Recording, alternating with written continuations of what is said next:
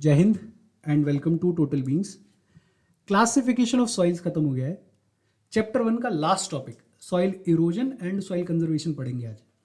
सबसे पहले तो सॉइल इरोजन क्या होता है। देखो, सॉइल कवर का रिलेटिवली छोटे छोटे पार्टिकल्स में टूटना और फिर उसका अपनी जगह से किसी दूसरी जगह पे ट्रांसपोर्ट हो जाना, उसे बोलते हैं सॉइल इरोजन, बहुत सिंपल लैंग्वेज में। और इस ट्रांसपोर्ट के लिए बहुत सारे फैक्टर्स रिस्पॉन्सिबल होते हैं। दो सबसे इंपॉर्टेंट फैक्टर्स हैं, विंड और water. Definition wise, the weathering of the soil cover, weathering मतलब छोटे पार्टिकल्स में टूटना, the weathering of the soil cover and subsequent washing down is known as soil erosion. अच्छा, एक और चीज, ये जो प्रोसेस ऑफ सॉइल फॉर्मेशन है and the process of soil erosion, ये दोनों साइमल्टेनियसली चलती हैं, साथ साथ चलती हैं। ऐसा नहीं है कि किसी एक जगह पे पहले पूरी तरह से इरोजन होगा और उसके बाद सॉइल फॉर्मेशन शुरू होगा, या वाइस वर्सा। दोनों साथ साथ चलेंगे, सॉइल फॉर्मेशन और सॉइल इरोजन, और जनरली बैलेंस्ड भी रहते हैं। ऐसा भी नहीं होगा कि रेट ऑफ सॉइल इरोजन बहुत ज़्यादा हो जाए या फिर रेट ऑफ सॉइल फॉर्मेशन बहुत ज़्यादा हो जाए। दोनों साइमल्टेनियसली साथ साथ चलेंगे और बैलेंस्ड वे में चलेंगे। इसीलिए तो ज्योग्राफी इंटरेस्टिंग है। कहीं अगर इरोजन हो रहा है तो कहीं डिपोजिशन भी हो रहा होगा, जहां सॉइल फॉर्मेशन हो रहा है वहां सॉइल इरोजन भी हो रहा है। एक सेइंग है ज्योग्राफी में, if you sneeze here you are changing something somewhere in the world. तुमने यहां छींक मारी, कहीं दूसरे देश में कोई बुढ़िया टपक गई। सब कोरिलेटेड है। अब देखो बुक वाली language, the denudation of the soil cover and subsequent washing down is described as soil erosion. ये जो denudation टर्म है इस डेफिनेशन में थोड़ा सा मिसफिट है, वेदरिंग ज़्यादा अप्रोप्रिएट टर्म है। बट ये छोटे छोटे डिफरेंसेस तब मैटर करते हैं जब आप बहुत हायर स्टडीज़ में या डीपर स्टडीज़ में इन्वॉल्व होते हो। तुम्हारे लेवल पे denudation यूज़ करो, वेदरिंग यूज़ करो, दोनों के मार्क्स मिलेंगे, कोई ज़्यादा फर्क नहीं पड़ेगा।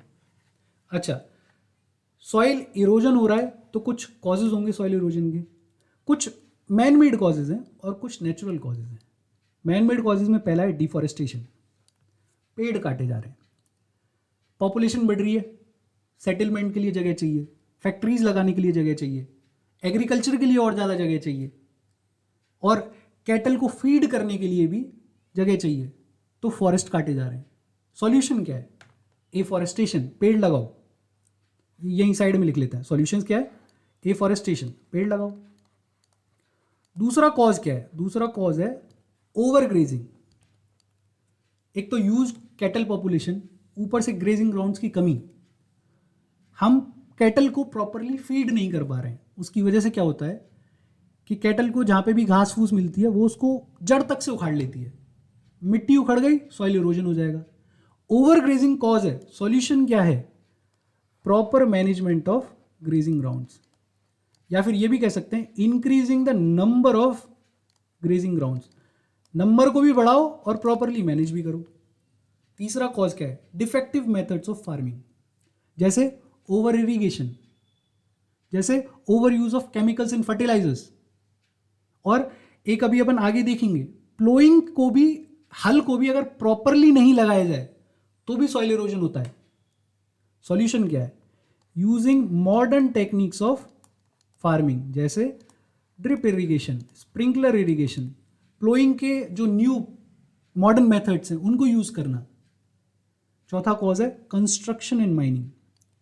जहां भी कंस्ट्रक्शन होता है, माइनिंग होती है, वहां की सॉइल और आसपास की सॉइल इरोड होती है। और फिर माइनिंग में तो डस्ट भी बहुत ज़्यादा रिलीज होता है ना, और वो डस्ट जब किसी अच्छी सॉइल पे जाके सेटल होगा तो उसको डिग्रेड करेगा। सॉल्यूशन क्या है? Proper management of construction sites and management sites. और जब माइनिंग हो जाए तो उस जगह को प्रॉपरली सिक्योर करो, पानी वानी डाल के प्रॉपर केयर करके छोड़ के जाओ। कुछ नेचुरल कॉजेज भी हैं, जैसे विंड। अब विंड की वजह से इरोजन होता है। कोई लूज सॉइल है, आंधी आई अपने साथ उड़ा के ले गई, हो गया wind erosion. Wind blows loose soil off. Glaciers की वजह से भी इरोजन होता है। जैसे कोई स्लोप है, उस पर कोई आइस का बड़ा स्लैब है, वो ऐसे घिसते हुआ आ रहा है, तो वो नीचे वाली मिट्टी को भी उखाड़ेगा ना, सॉइल इरोजन हो गया ग्लेशियर की वजह से। वाटर की वजह से भी इरोजन होता है। वाटर कहीं लूज सॉइल है, पानी आया और अपने साथ मिट्टी को बहा के ले गया, वो हो गया वाटर इरोजन। बट ये तीनों नेचुरल कॉजेज हैं, और अगर नेचुरल कॉजेज अपनी रेट से चलते रहे, नेचुरल रेट से, तो कोई दिक्कत नहीं है, बैलेंस बना के रखते हो जरूरी है। But over the period of time man made causes की वजह से जो रेट ऑफ इरोजन है वो इंक्रीज हुआ है, बढ़ गया है, और उसकी वजह से नेचुरल कॉजेज का जो इंपैक्ट है सॉइल इरोजन पे वो भी इंक्रीज हो गया है, और इस सॉइल इरोजन के रेट में इंक्रीज की वजह से इम्बैलेंस है, प्रॉब्लम्स हैं। अच्छा, कुछ और सॉइल इरोजन के टाइप्स दिए हुए हैं, पहले वो देखते हैं। सबसे पहले शीट इरोजन। शीट इरोजन क्या होता है? कभी तुमने प्याज छीली हो, ऑनियन को पील किया हो, तो नोटिस करना कि ऑनियन की पूरी लेयर पील हो जाती है। वैसे ही पानी के बहाव की वजह से अगर पूरी की पूरी टॉप लेयर की थिन शीट इरोड हो जाए, पूरी की पूरी टॉप लेयर की एक थिन शीट इरोड हो जाए, उसे क्या बोलेंगे? Sheet erosion. और एक मजे की बात यह कि शीट इरोजन बहुत इजीली नोटिसेबल नहीं होता। कोई बहुत ज़्यादा ज्योग्राफी को जानता होगा, बहुत ज़्यादा ढंग से नोटिस करेगा, तो उसे पता चलेगा। अब किसी जगह पे गड्ढा हो गया, वो तो दिख रहा है ना सबको, इजीली नोटिसेबल है, लेकिन एक बहुत थिन शीट की तरह से लेयर चली गई टॉप सॉइल की, उसका पता ही नहीं चलता है। Sheet erosion the relatively uniform removal या the relatively uniform washing away of top layer of soil by water is known as sheet erosion. Diagram देखो, जैसे पहले सॉइल का जो लेयर था या जो लेवल था वो यहां तक था, अब क्या है, एक शीट की तरह से पूरी टॉप लेयर जो है वो इरोड हो गई, अब इसका लेवल यहां पे आ गया। ये जो बीच वाला है इरोजन है, इसको क्या बोलेंगे? Sheet erosion. अगला देखो, गली इरोजन। अब गली में क्या है? पानी जब भी बहता है किसी भी क्लेई सॉइल के ऊपर या सॉइल के ऊपर, तो वो क्या अपना रास्ता बनाता है, और over the period of time वो रास्ता थोड़ा गहरा होता जाएगा, वो मिट्टी को काटता जाएगा पानी, और इस रास्ते को इंग्लिश में बोला जाता है चैनल। ये जो चैनल जब कम डीप होता है, ज़्यादा डेप्थ में नहीं होता, जैसे यहाँ पे कि इसने रास्ता तो बना लिया अपने बहने के लिए पानी ने, लेकिन उतना ज़्यादा डीप नहीं है, उसको बोलते हैं रिल इरोजन। ये तुम्हारे सिलेबस में नहीं है, बुक में नहीं है। यही चैनल जब बहुत ज़्यादा डीप हो जाए, गहरा हो जाए, तो इसको बोला जाता है gully erosion.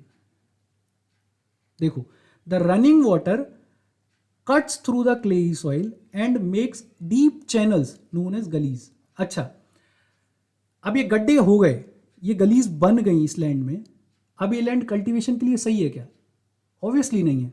The land becomes unfit for cultivation, और ऐसी लैंड को क्या बोलते हैं? It is known as bad land.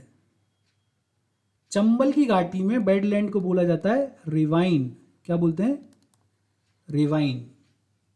अच्छा, सॉइल इरोजन हो रहा है तो कुछ सॉइल कंजर्वेशन के मेथड्स भी होंगे, कुछ तो अपन ने पढ़ लिए, जैसे afforestation, proper management of grazing grounds, कुछ और हैं वो देखते हैं।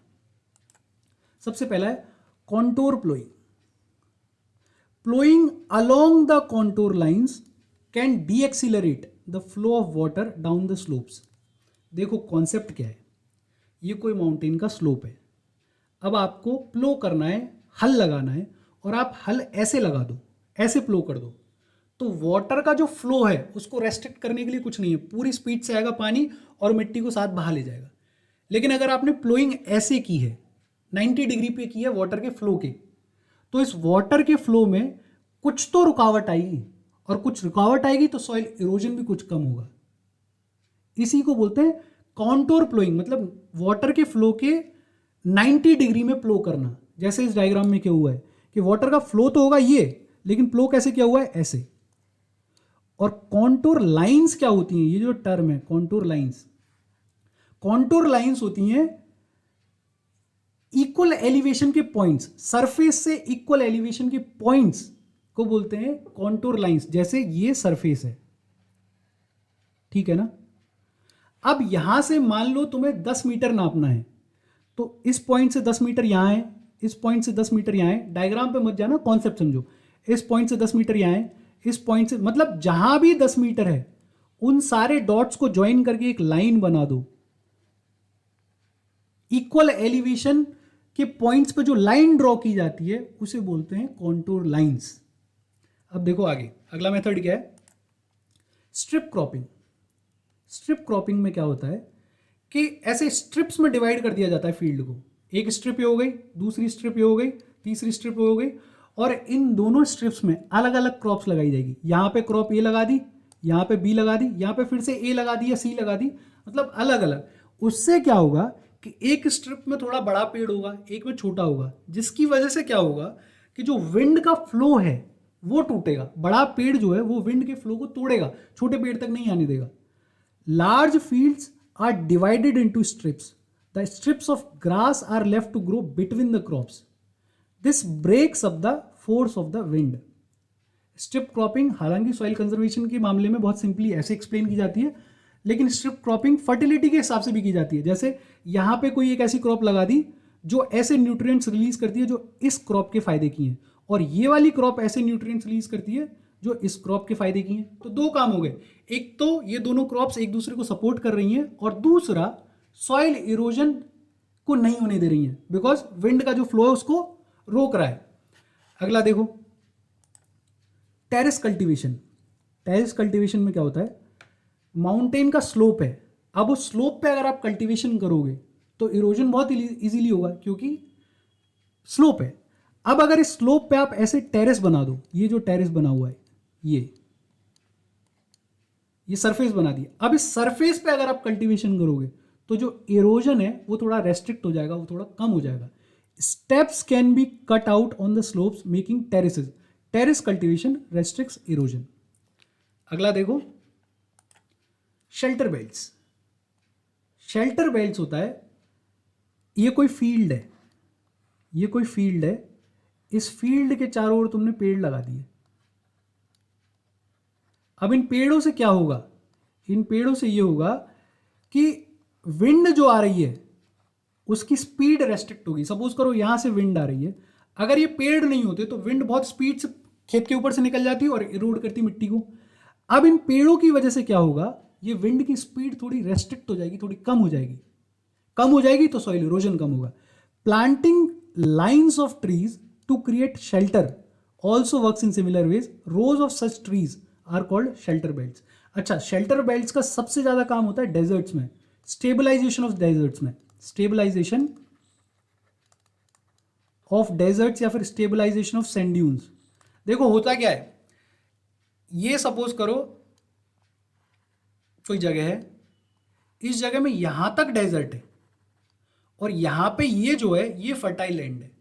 अब अगर विंड ऐसे फ्लो कर रही है तो ये मिट्टी थोड़ी थोड़ी उड़ के और यहां पे आके डिपॉजिट होगी। इवेंचुअली इतना ज्यादा डिपॉजिट हो जाएगी कि ये वाली भी जगह क्या है, ये भी डेजर्ट में कन्वर्ट हो जाएगी। अगर हमने यहां पे पेड़ लगा दिए, इस पूरी लाइन पे हमने पेड़ लगा दिए, तो वो पेड़ क्या करेंगे, इस विंड की स्पीड को रोकेंगे और इस मिट्टी को क्रॉस करने से भी रोकेंगे। क्रॉस करने से भी रोकेंगे, उसकी वजह से क्या होगा, ये जो डेजर्ट है ये आगे नहीं बढ़ पाएगा, जितना है उतनी ही जगह पे स्टेबलाइज हो जाएगा। तो shelter belts are used for stabilization of deserts and sand dunes also. अच्छा, इसके साथ हो गया चैप्टर खत्म, चैप्टर 1 खत्म। यहां तक कोई डाउट, कोई सजेशन, कुछ भी हो प्लीज कमेंट। और अगला ज्योग्राफी कंटिन्यू करनी है, कोई दूसरा सब्जेक्ट पढ़ना है एसएसटी का, उसके लिए भी कोई सजेशन हो तो प्लीज़ बता देना।